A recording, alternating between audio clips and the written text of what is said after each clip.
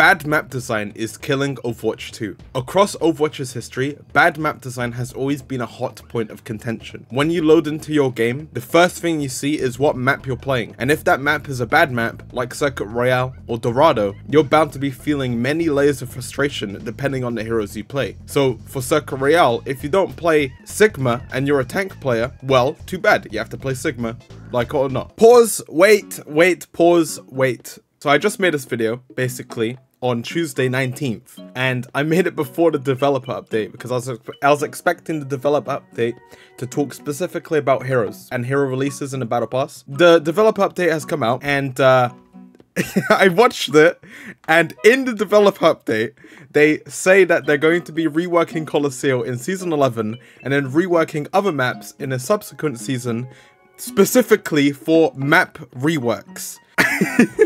I made this video today. I made it on Tuesday 19th. I'm going to be releasing this video next week, so when you're watching it right now.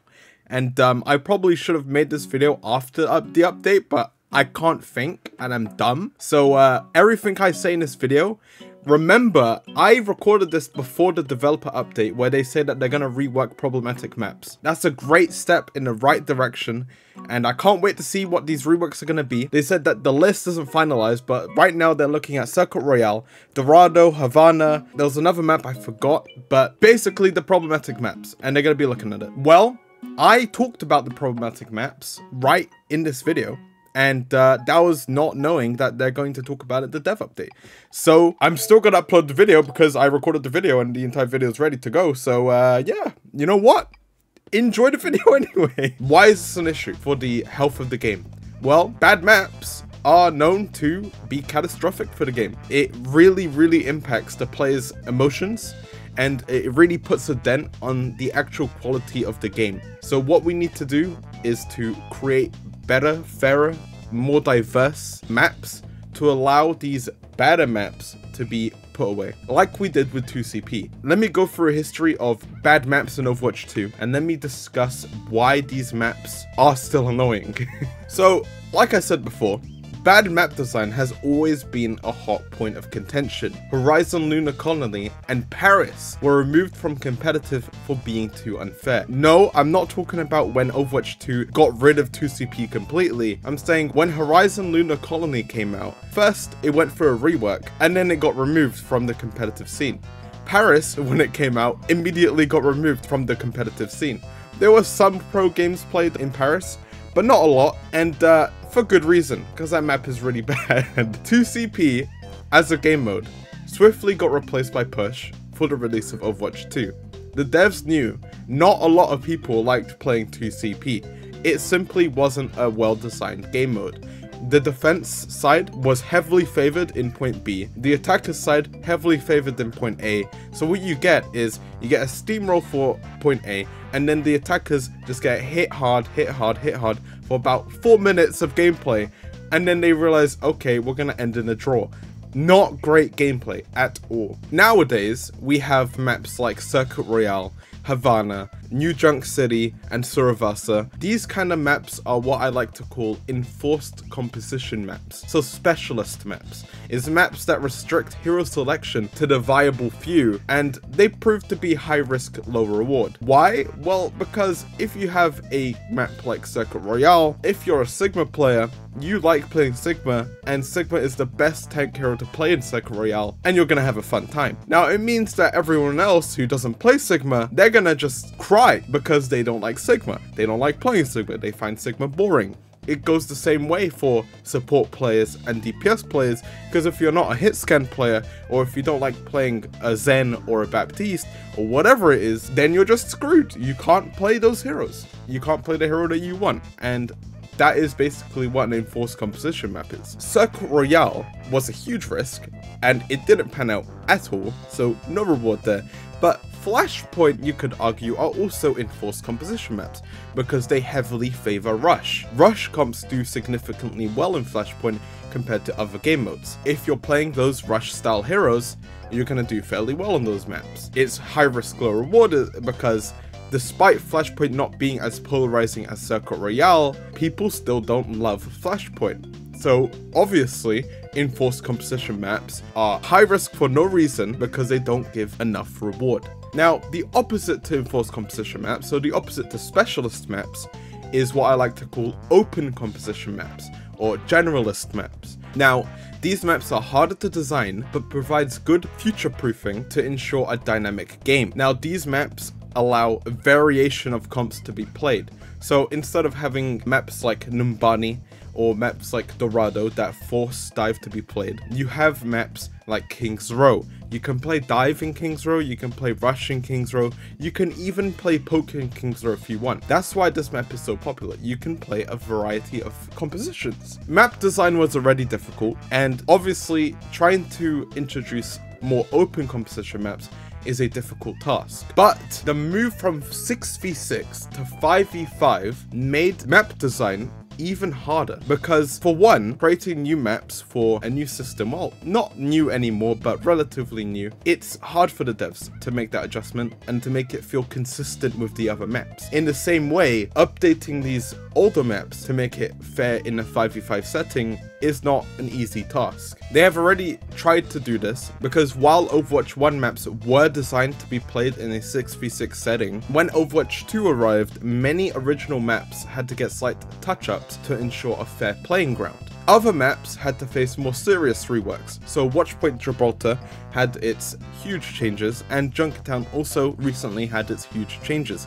We're probably going to get more of that in the future, hopefully with Havana, hopefully with Circuit Royale, but we'll see when it comes. Now, what this means is the devs have to keep going back to past works to keep touching it up, which is good, but it also distracts resources away from creating better designed maps. Honestly, some of these maps are still very annoying in Overwatch 2. So while the devs have tried their hardest to fix problematic maps, there are still some that the community dislikes. So Havana, Circuit Royale, Colosseo, Dorado, Numbani, these are all examples of problematic maps. These are maps that need reworks, and they need reworks in the same vein as the other maps before them. So with Colosseo, a good example is Spylo saying, remove the glass. Yeah, sure, that's a good rework. It sounds like a good idea. Discussing things like Colosseo or New Queen Street, two maps that aren't particularly liked in the community, I'll just say. That consensus on whether these maps are good drastically alters the community's opinion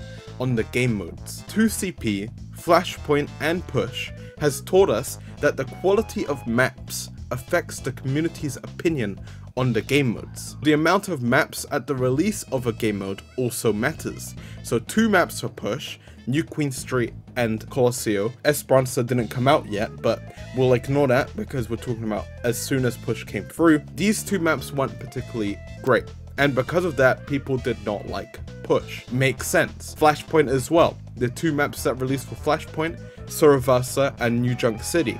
2 maps that people were, they're good for what they are, but affects the opinion on Flashpoint. A good way to fix this is to release game modes with more maps, or at least to make it so that the length of time between having 2 maps and more maps in a game mode is drastically shorter, because the gap between when we got Flashpoint now and getting another Flashpoint map, I don't know how long that gap is going to be. The next map that's coming, I think it's set in Peru, is not a Flashpoint map, that's a Push map. Great, 4 maps for Push, amazing, but no maps coming for Flashpoint in the near future. Not great for Flashpoint, not great for Flashpoint at all. People are going to get tired of playing these maps because it's only 2 maps. People are going to get tired of seeing it, tired of playing it, and the fact that it makes up an entire game mode, not great for the game. So Flashpoint and Push, I give them a comparison because the 2 game modes saw similar release timelines, but faced 2 very different reactions. Push was disliked by the wider community, as I previously said, mainly due to Colosseo, and Flashpoint was seen as a sort of a step in the right direction. People didn't dislike Flashpoint as much as they disliked Push. The developers need to decide what direction they want to go, because the next game mode, which is going to come with the Hanaoka map, the Hanamura spin-off, that next game mode, I forget what it's called, but I think it's Clash, the Clash game mode, it needs to add more maps on release. So instead of releasing the game mode with 2 maps like Flashpoint or Push, I'd like to see 3 maps for that game mode, or if you're gonna stick with 2, try and release the 3rd map in the next set of seasons. Or you can try and create the map to be more flexible in what it allows to be played. So going back to the enforced composition and the open composition argument, I'd like to see a lean more towards open composition maps, because those maps are 100% more fun to play on rather than enforced composition maps. With enforced composition maps, you have to roll the dice and hope that the map you land on is one that the community widely plays. With open composition maps, you kind of allow the players to make their own choices into what they want to play. So a choice needs to be made whether to create open composition maps in the future or double down on these enforced composition maps. For now though, I think it's worth reworking these enforced composition maps and try and make them more open. So the question to pose to the devs is basically, is it better to produce specialist maps, or is it better to ensure maps, both past and future, remain generalist in design? Now, of course, I'd like to hear your thoughts, because not everyone thinks the same way. I did raise a lot of points here, I suppose, but my main comment to the community, or at least the content creators out there, is basically, we focus a bit too much on hero design. We should start focusing more on map design, because besides loading into a game and thinking what hero you're gonna play, the first thing you see when you load into a game is the map you're playing on. Now that can lead to some very strong reactions. If you're playing on Circuit Royale, you might Alt F4 because that map is horrendous. But if you're loading on King's Row, you might be celebrating, getting some champagne, playing that map with as much fun as you can, even if the compositions played on that map are really bad. My one statement here is to say, map design is as important, if not more important, than hero design. Map design makes or breaks a gameplay session. If you load into 4 bad maps in a row, you are bound to be more frustrated than playing 4 great maps with bad compositions. And that's basically my main point. That's where I stand. If you are different, if you think differently, then do let me know. Now, I'm not saying that hero design doesn't matter. Hero design matters. I'm just saying map design also matters. And that is what I'm trying to say in this video. Hopefully, the way I set this video up makes sense and kind of demonstrates why maps are important. But that's basically my main point. So thank you very much for listening. I hope you had a great day. And I'll see you in the next video. Goodbye.